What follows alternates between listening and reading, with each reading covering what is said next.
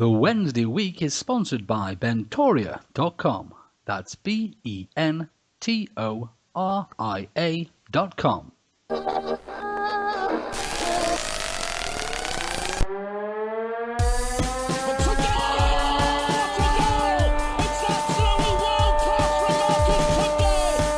a chance here, a great save. A turner from McClare. Mike Hunt. A terrific goal by Sheridan. Brexman against Jones. Get in. You could have two goalkeepers in there that would have trouble saving that.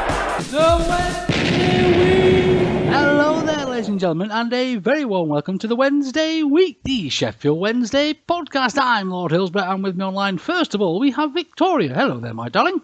Good evening, my lord. How are you? I'm very well, thank you, Sweet Pea. How are you this week? I'm not very well, actually. I'm not going to lie. So if I disappear at some point, it's because I've died.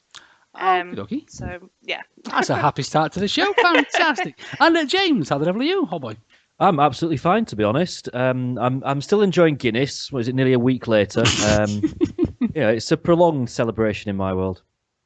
Fantastic. And the first of our special guests this evening, we've got Terry Ibber back from Owls Online fame. Hi there, Terry, old boy. Good evening, young man. How are you? Very lovely to have you back. All the better for hearing your beautiful tones again. And we've got a brand spanking new weeker this week. Don't take offence, old bean. We've got Cleggy Clark from the Cop End Facebook group. I think this is the first time we've had a proper Facebook run. Hi there, Cleggy, old bean. Good evening, my lord. How are you? Oh, I'm ecstatic to have you on, old boy. Thank you very much for joining us. The first real proper, sort of Facebooker type guy. Fantastic. Right then, so let's crack on then, shall we, ladies and gents? First things first, the Charlton match. It started off a bit of a dull affair, really, didn't it? Oh, that first half wasn't great, was it? It was a bit of a painful first half, but it was worth it for the second. I remember thinking at half time, and I said it actually before the game as well, that it's just going to be a bit of a scrappy one goal wins it match, and it was never going to be a pretty goal. It was going to be something really, a proper scrappy, horrible goal that wins it. And I got that one wrong because it was a walk in the park, wasn't it? Second half, we were all over them. Happy with that.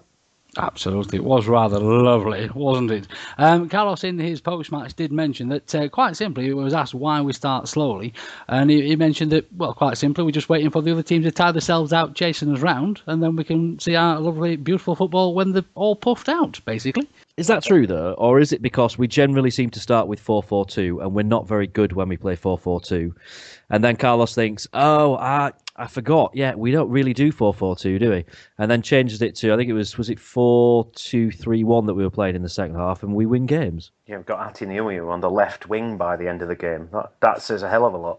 That's how you win games. Atty is a winger. That's how you win games. Yeah, 0-0 without Atty on the pitch, 3-0 with Atty on the pitch. But it has to be said, the first goal came from a corner, and it's nice to see Mr. Lee's back up there, knocking him in with their head again, isn't it?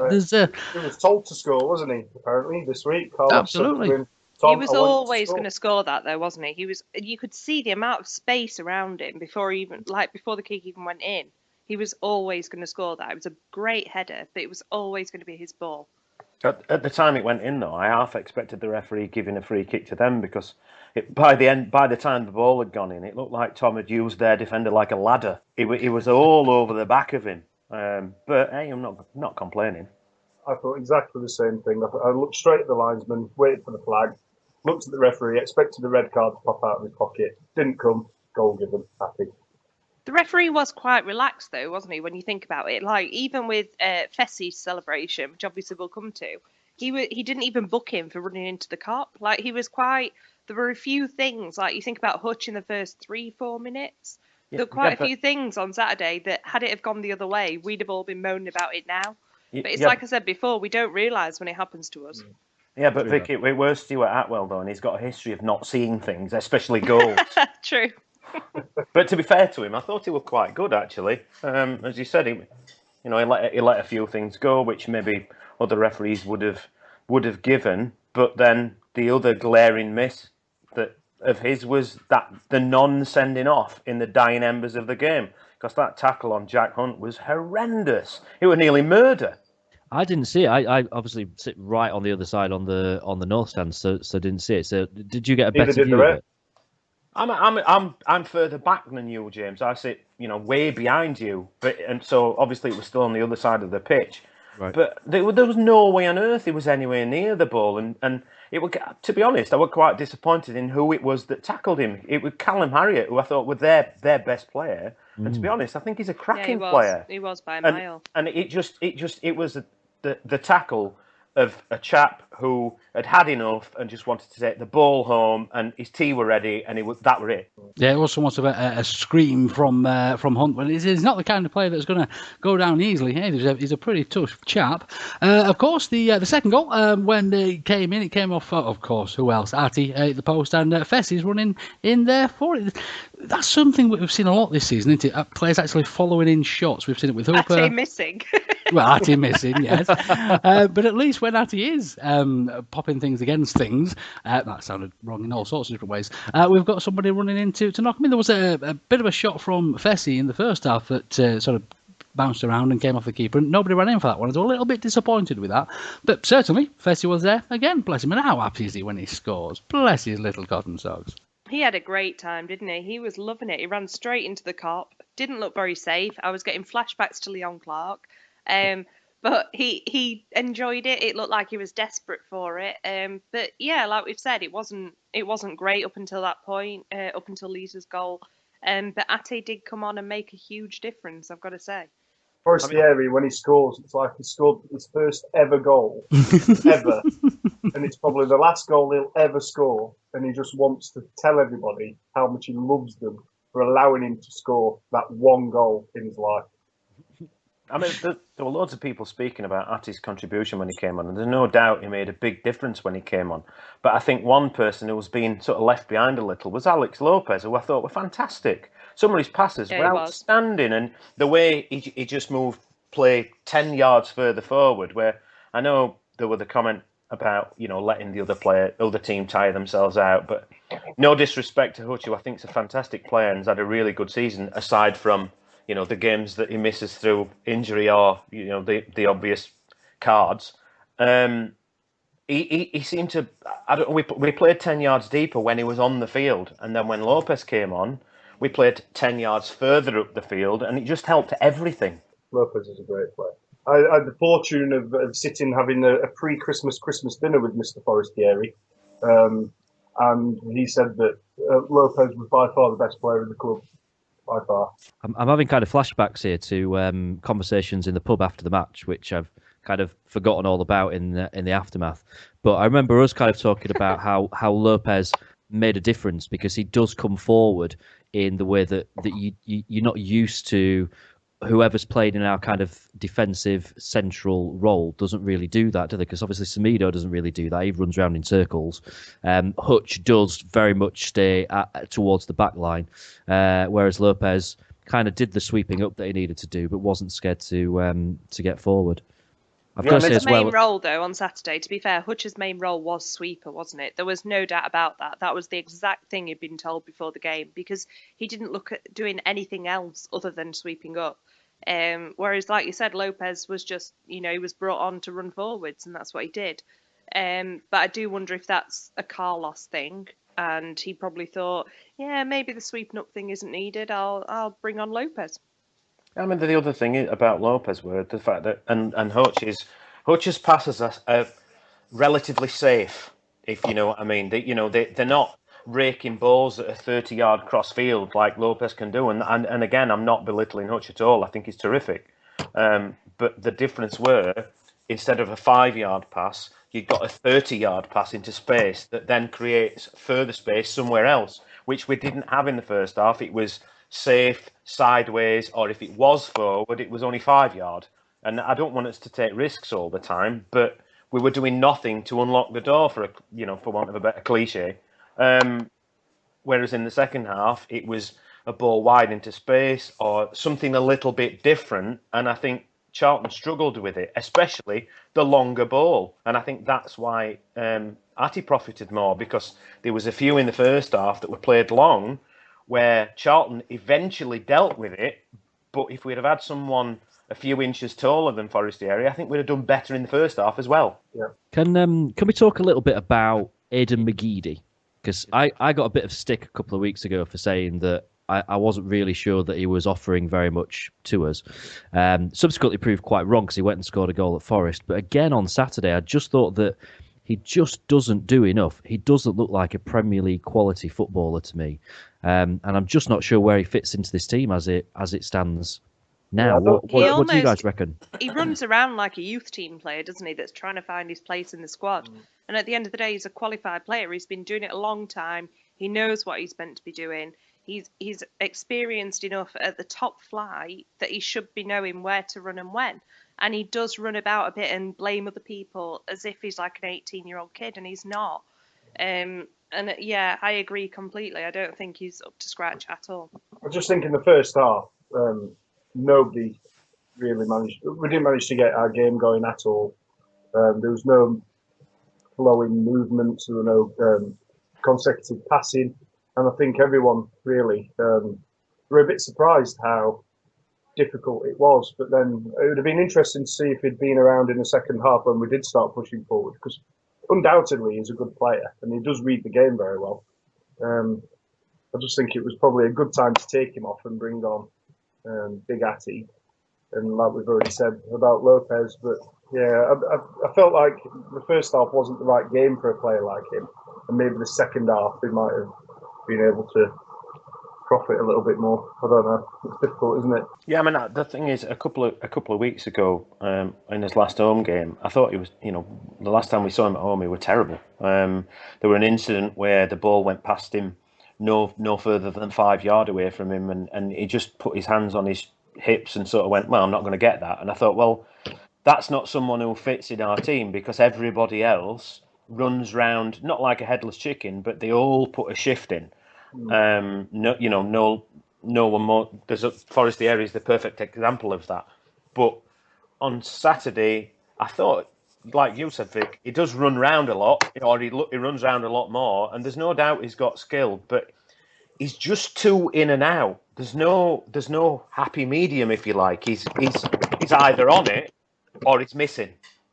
And unfortunately, at this point in time, we need people who are having a decent game or on it all the time. And with the rest of them, I think we've more or less got that. Things are never going to be perfect either, let's face it. We're following Sheffield Wednesday, boys and girls. Crikey, we have a 3-0 blinking win, and we're all still chuffing moaning about it.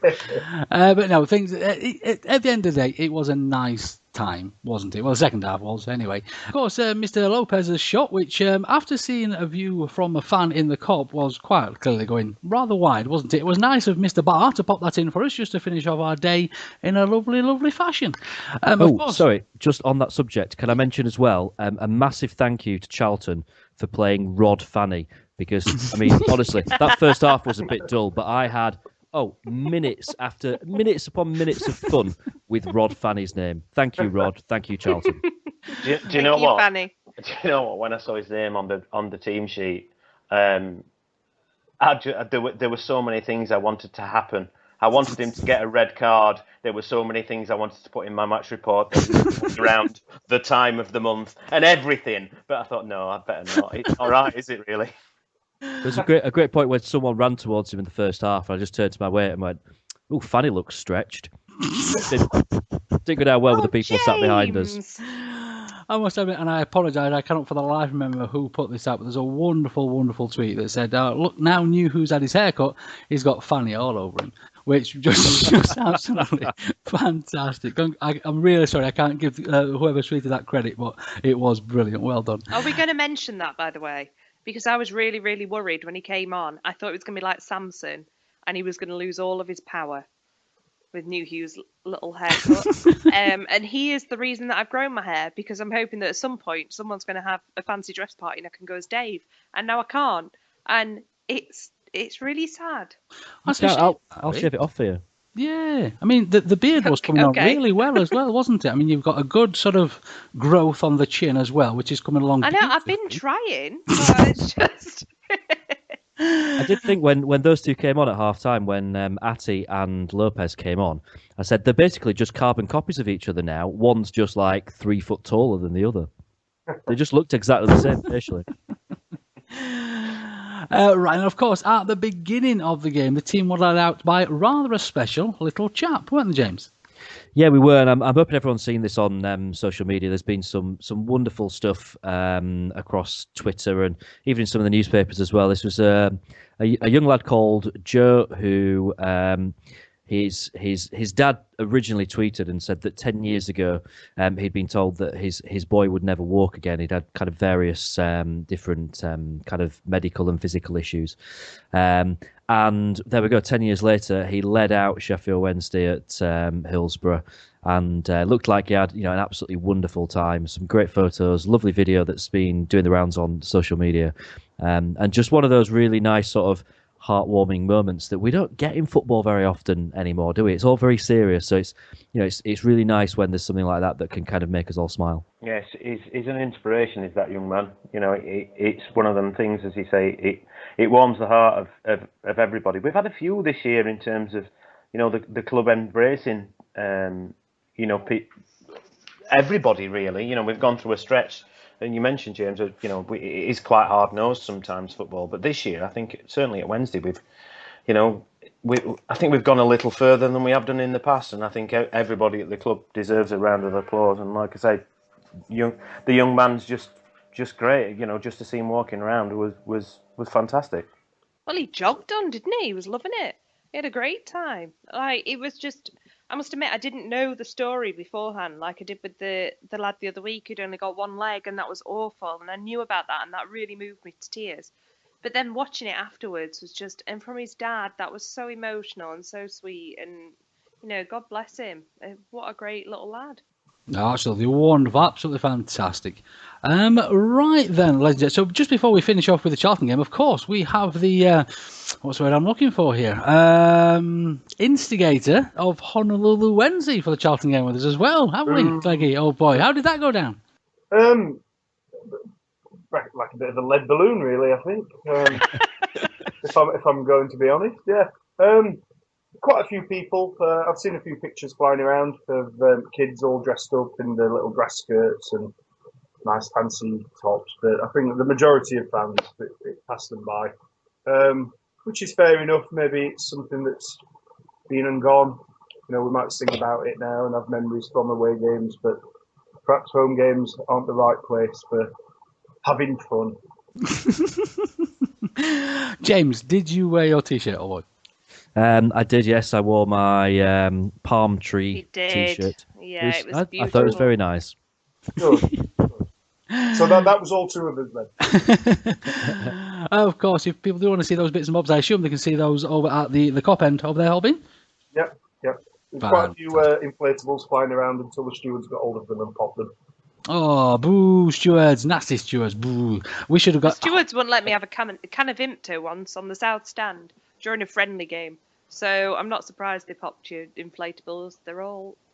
Cleggy, were it that steward that was stood at the side of Forestry area as he celebrated? Because them stewards at the side of him were miserable as hell. I think the United fans, to be honest. Every one of them. A lot of stewards are. No, genuinely. I know a couple of stewards, and they are Blades, because obviously on the weekends that Blades aren't at home, they can work.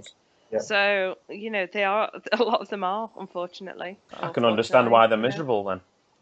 Well, I'm miserable for them half the time. And of course, after the game, I believe James and Victoria had a little chat with a certain boxing maths teacher, didn't you? Oh, it was before the game. It was before the game, wonderful. Actually. But I tell you what, so this is a guy who you may well follow on Twitter, a guy called Daniel Slaney, who is a boxer as well as his day job, but we'll let him tell you all about that. And he also made a score prediction as well during his interview, so have a listen and see how he does. This is the Wednesday week. It's not quite drunken interview time because it's pre-match. James and Vic's here as well. Say hi, Vic. Hello.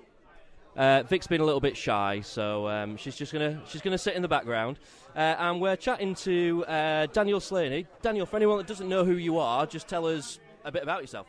Massive Wednesday fan to start off. Teacher and professional boxer. So 2 jobs. Keep me very busy. Above all though, massive Wednesday fan.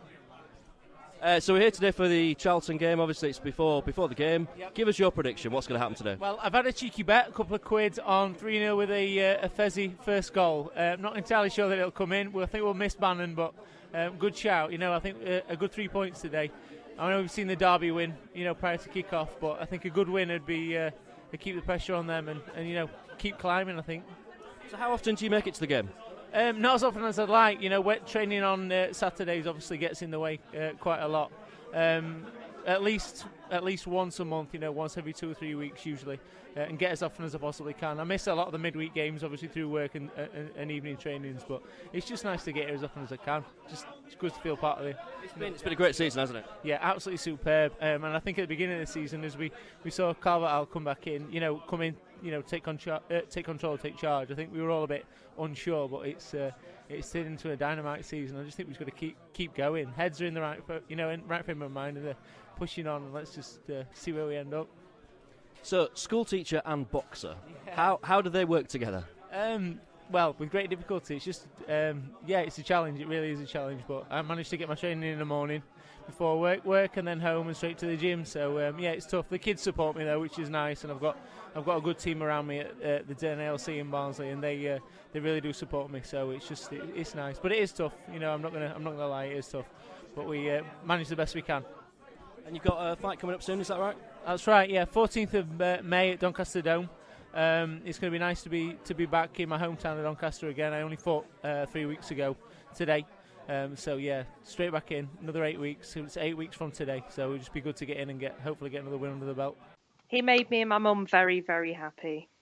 At the same time? Oh, get you. Sadly, yes. My dad actually left. I know this has been said on social media before, Victoria, but has he made the list? He is the list. There's just one name on the nobody list. else. That's it. That is it, right? I am single and ready to mingle. He is the list. That's it. Oh. Good. Unfortunately, he's not. But hey, a girl can dream. Protect yourself, Daniel, old boy. Protect yourself. Get that guard up. You don't want this one coming after you. And especially not a mother. Cry.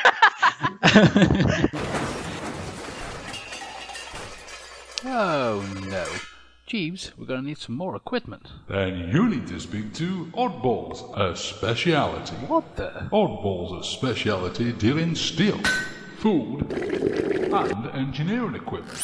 Where's that voice coming from? We offer great deals on all types of equipment and can include dismantling, delivery, and erection anywhere in the world. Did he just say erect? We can also buy your surplus equipment or sell it on commission. With over 30 years' experience, let us achieve the best deal for you. Where can I find out more, Voice in the Sky? Go to www.bentoria.com. You heard him, folks. Jeeves, get a broom. Right then, ladies and gents, so let's crack on with the scant bit of Wednesday news we have. First of all, Mr. Westwood hasn't been included in the Ireland squad. Now, of course, it's an awful shame for Mr. Westwood, but are we secretly a little bit pleased just because we're Wednesday fans? A little bit. It's quite nice to know that that's one injury we don't have to worry about, isn't it? As bad as that is, it is one thing that we think, oh, at least Westwood's going to be okay. Because obviously we've got Poodle and someone? Bannon. Yes, of course. Banan. So we've got those two that we have got to worry about. And they are, if anything happened, heaven forbid, they are a huge loss. But Westwood, it's quite nice to know that he's going to be okay. You're going to have 2 weeks off, feet up. In the gym, drinking gym. protein and stuff. Yes. Massage. I'm not usually this chap, and I apologise in advance, but Mr. Westwood's lovely, lovely young lady, I would have a lovely 2 weeks off there. Is she as nice as Jack Hunt's lovely young lady? Because I think I'm in love with Mrs. Jack Hunt. Oh, you're just in love with everybody this week. Oh, I know. Good Lord. Know. Time it's your passion, woman. Good Lord. Spring couldn't come soon enough for you. Jack Hunt's Mrs. and Daniel Slaney. There we go. Mrs. Hunt's Mrs. has probably got a limerick that doesn't end well.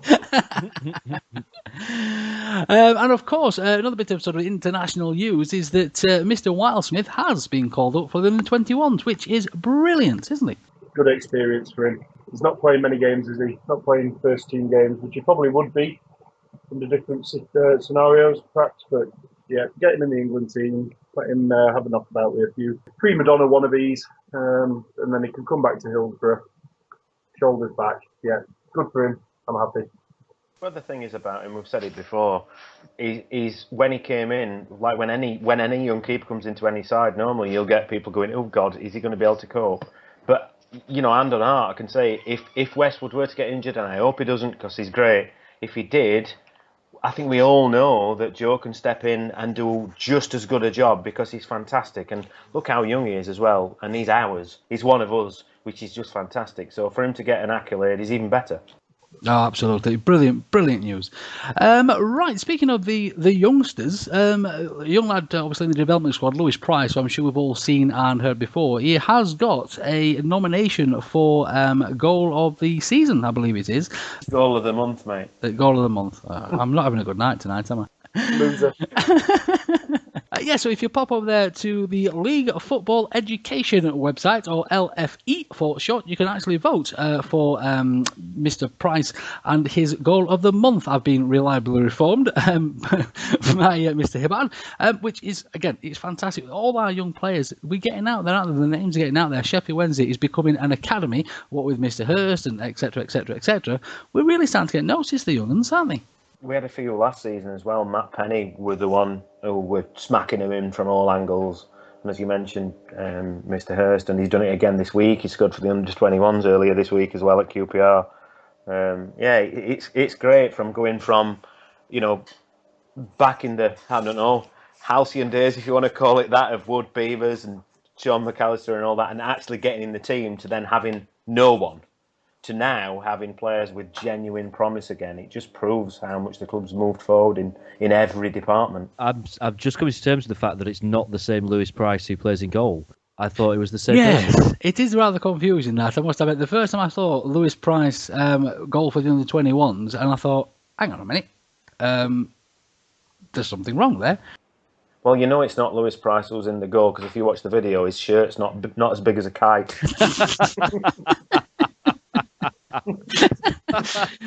He is a little Pressman-esque, isn't he? No, he's not. No, he's not a big lad though.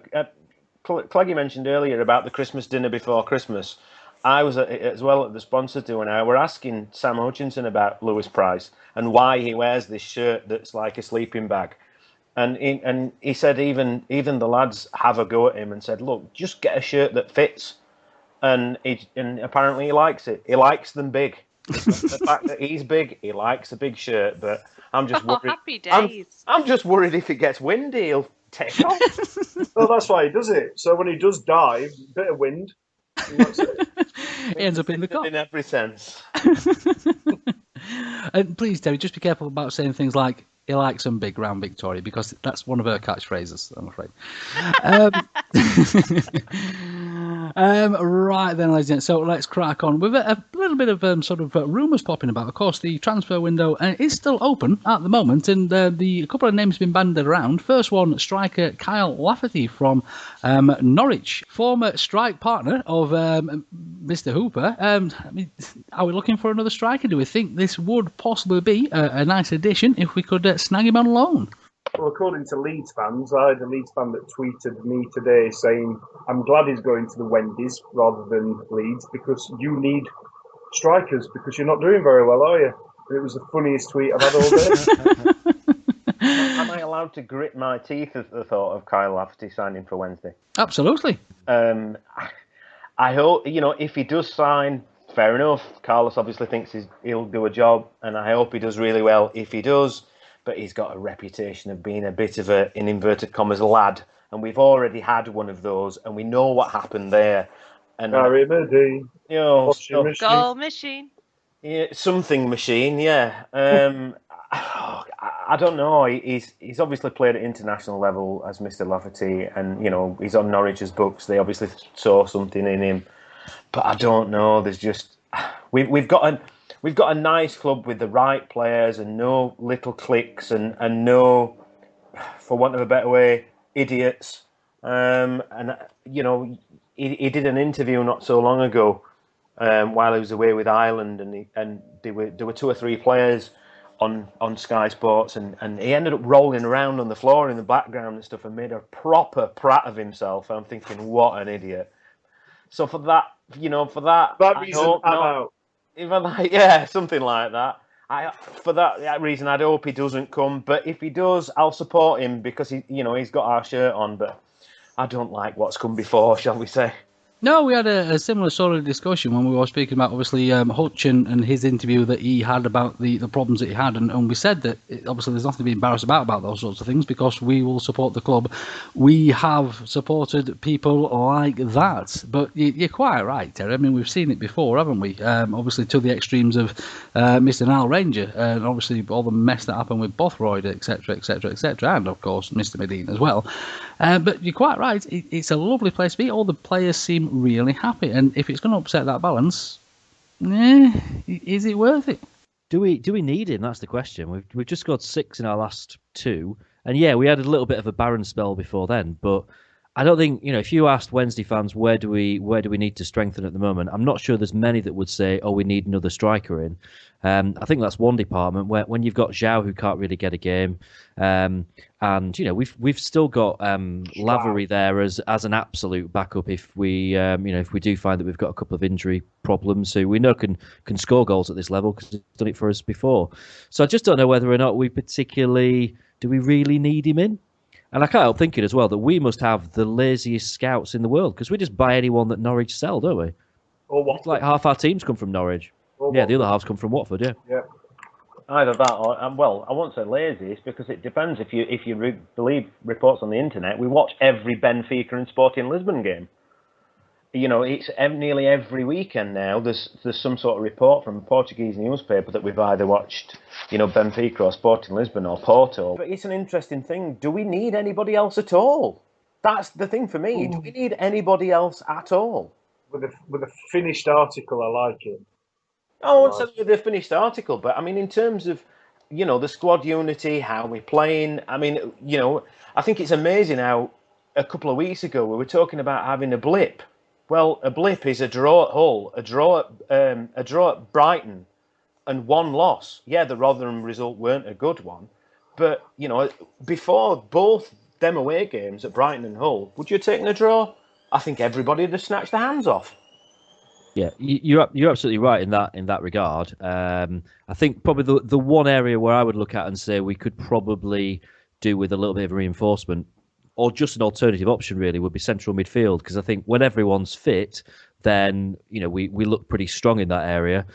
But it only takes 1 or 2 injuries, or an injury and a suspension, and you start looking towards kind of McGugan, maybe another couple of players that you just wonder, are they really up to it? If there's someone that's better than McGugan or Semedo out there that's available, then we should probably try and look to strengthen there.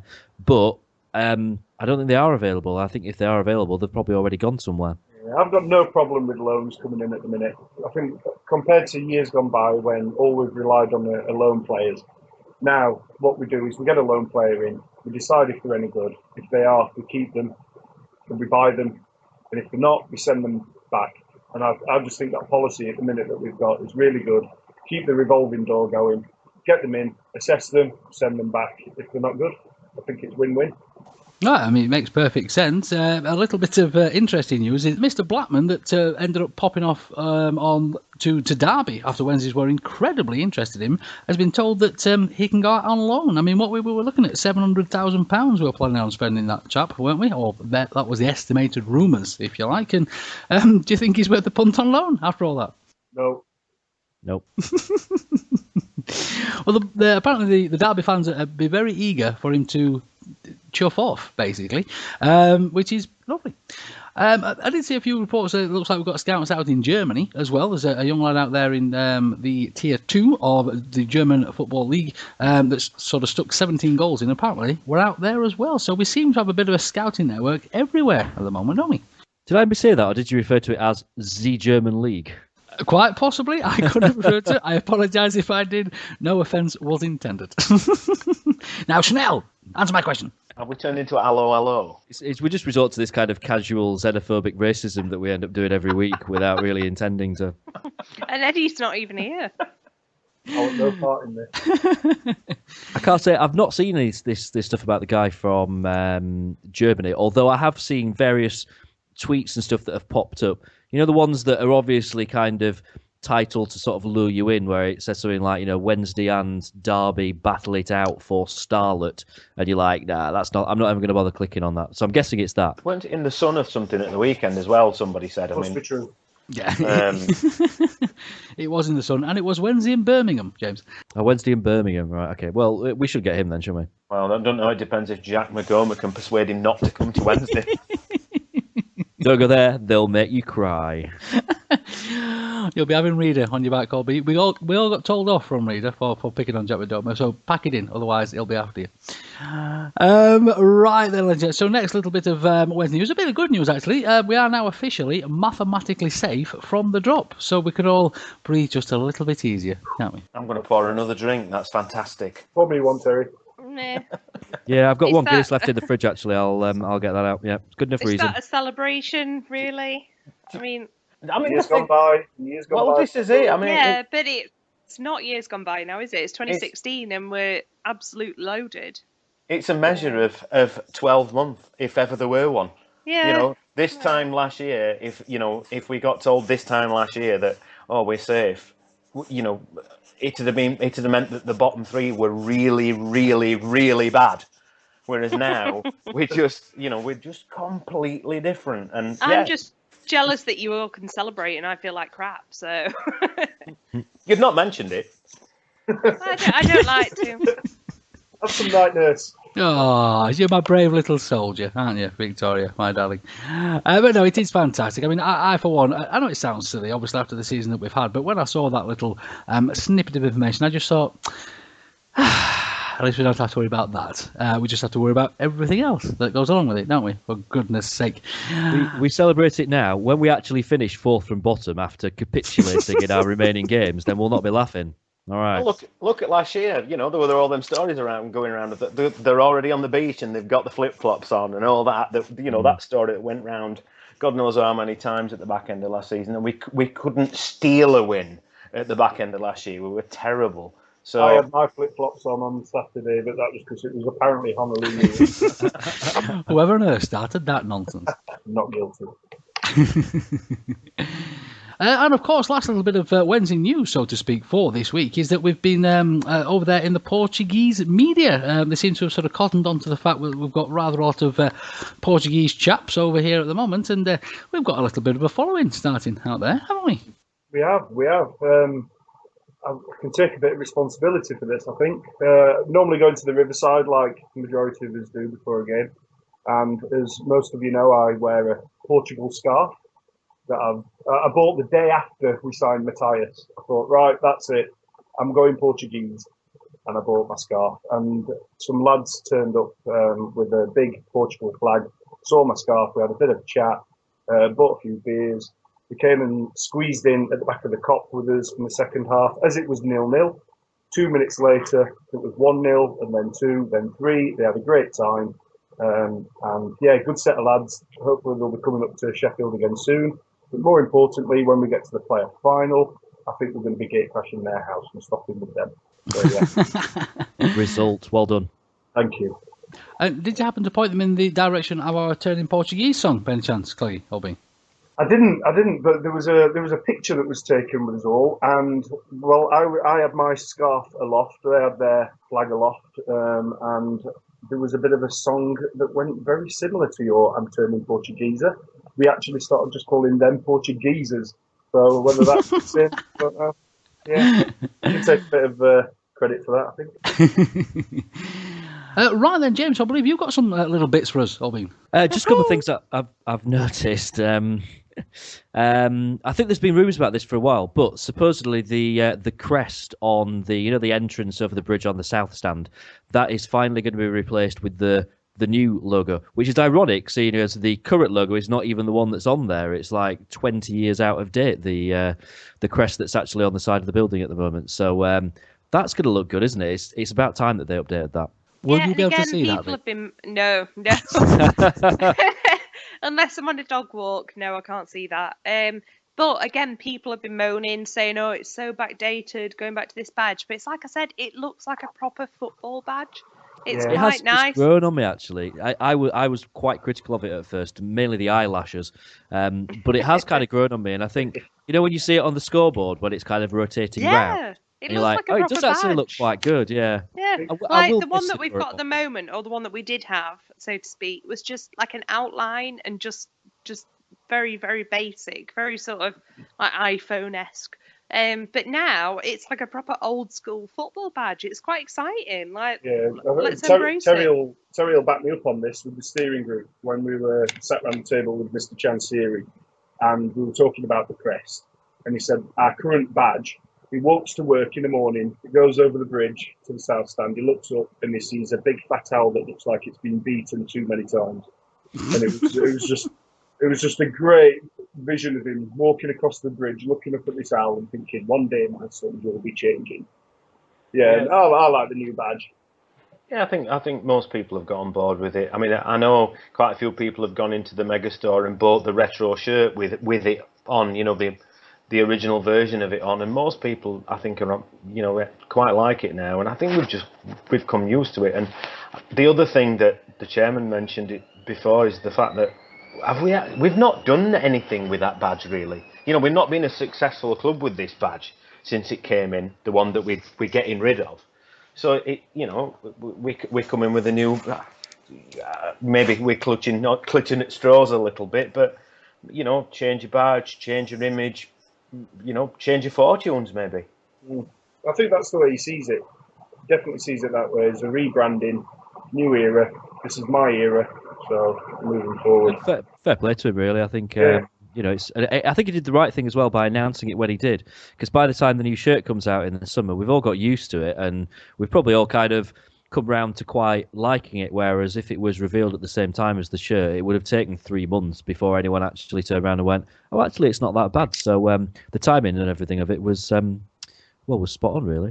A couple of the quick things from me. I'm sure everyone knows, but this is more of a public service announcement. We will be on Sky again later on in April, the match against Derby, and I can't for the life of me remember the date of it, but it's our penultimate away game of the season, I think. And that's going to be on Sky, which is exciting. And Bristol City tickets went on sale on Monday. We've got a tiny allocation from them. I think they've only got 3 stands at the moment, haven't they, at Ashton Gate? So we only got something like 1,400 tickets, and as we speak now, there are 200 tickets left, which will almost certainly have been sold out by the time you hear this podcast. But sure to be another good atmosphere, and I don't know if you guys agree with this with away games, but sometimes you find that when we get the lower allocations, so like 1,300, 1,400, you find that the atmosphere is better because it tends to be the kind of the more kind of hardcore group of fans that go away, and because you're that much more in the minority that you just kind of you just seem to kind of want to really represent your club, I guess. Yeah, I know what you mean. It can be like that. It's certainly down at Bristol. They've done relatively well last weekend, didn't they? Beating Bolton 6-0. I know beating Bolton's not the biggest thing in the world, but they're not doing too badly in terms of how things were not too long ago. And I dare say the fans will make a good fist of it like we always do, and no doubt there'll be comments from the manager and the players because, I think the fans deserve it that travel up and down the country every week. Final thing from me, and this is dilemma time. So this is not me, but this is genuinely one of my friends who many months ago. Yeah. It's true. It's not me. He got this itch, and no, it didn't. He booked a holiday and didn't think about the dates of the holiday, just knew it was after the end of the football season. Anyway, it transpires that this holiday includes the potential date of the Championship playoff final.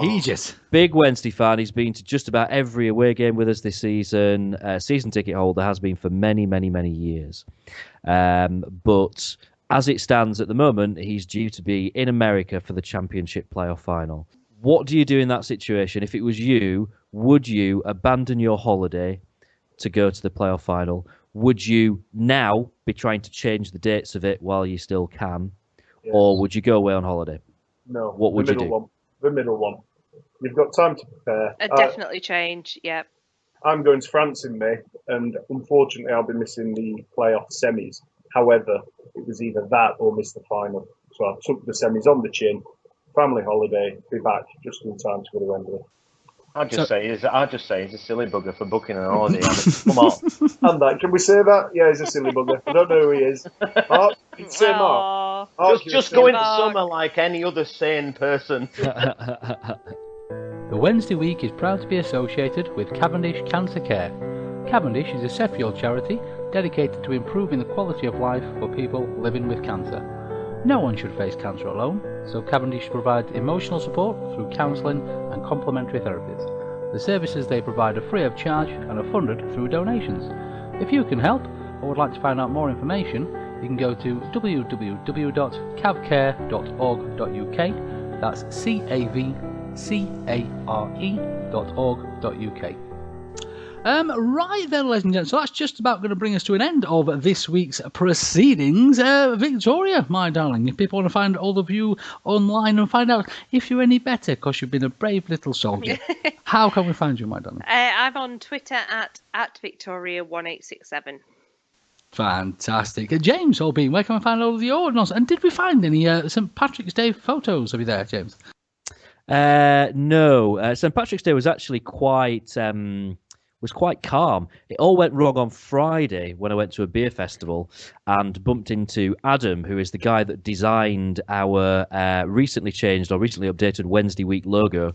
We proceeded to drink ridiculous amounts of alcohol, then bumped into some more Wednesday fans on the beer bus, which was the bus taking people from the beer festival back into the city centre. And we got the whole bus singing Wednesday songs, apparently. I don't remember any of this, but apparently it happened. Yeah, and to answer your earlier question, you can get hold of me on Twitter at James Marriott. You need a film crew following you around, James, because your life sounds fantastic. If only you could remember what the chuff was going on. There are some drunken photos of me and some other Wednesday fans on this beer bus on Twitter. I have no recollection of any of them. Terry, old bean, of course, I'm sure people, more people follow your Twitter feeds than do anybody else's in the entire world. But if people want to find you, my old mate, where can people find that? Well, they can find me on the website, owlsonline.com, or on Twitter at Hoyland Owl. Fantastic. And of course, Cleggy, old bean, what an absolute pleasure to have you on the show. I know you're more of a Facebook chap, obviously, than a Twitter chap, although you are over there on both now. So first of all, if people want to get hold of you over there on the Cop End group, how can we do that? Yeah, well, send us a request and we'll vet you. We'll look at you. We'll look at your personal photos. We'll look at your friends and family list and we might accept you. Is that why James isn't part of the Cop End group? Exactly. I'm hurt. And of course, if you want to get hold of you there on Twitter, Albin, how can we do that too? Twitter at SWFC The Cop End. Now, also, you're doing a bit of a not so much a product in the moment, but you've got somewhat of a banner being formed, haven't you, Albin? We have. It's currently sat in my porch as we speak. It's been made. I was contacted about a month ago by a chap on Facebook saying that there was a conversation going on about creating a banner for Mr. Chansiri. So, not similar to the Mandarich one. This one's much better. So yeah, we've got that. We've had a bit of a whip round on the Cop End, raised £500. So the remaining money will be spent on big flags.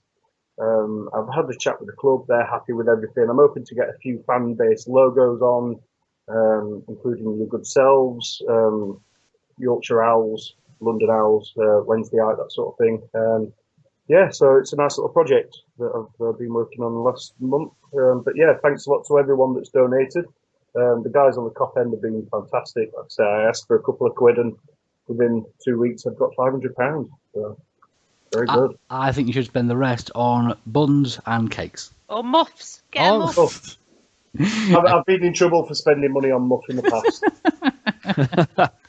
I just said that, didn't I? Sorry. Haven't we all? Oh boy. Even Victoria. Especially Victoria. Of course, if you want to go with me over there on the Twitter, you can do that at Lord H. Unfortunately, I'm not allowed on Facebook because, quite simply, they don't seem to believe that I'm a Lord. So when you pop in Lord Hillsborough, they say, no. And so, hence my sort of non-showing on Facebook, so you can blame Facebook for that. Of course, if you want to go to the podcast over there on Twitter, you can do that at TWWcast. We are on Facebook with Mr. Rich Davis doing a fantastic job at Dickie L. Again, doing our social media over there as well. Of course, you can see us on iTunes, you can see us on YouTube, you can see us on Mixcloud, which we've not mentioned for a while, and all the usual places as well. Ladies and gents, it's been a pleasure as always. Be good, be safe, and we'll see you real soon. Robbed. There's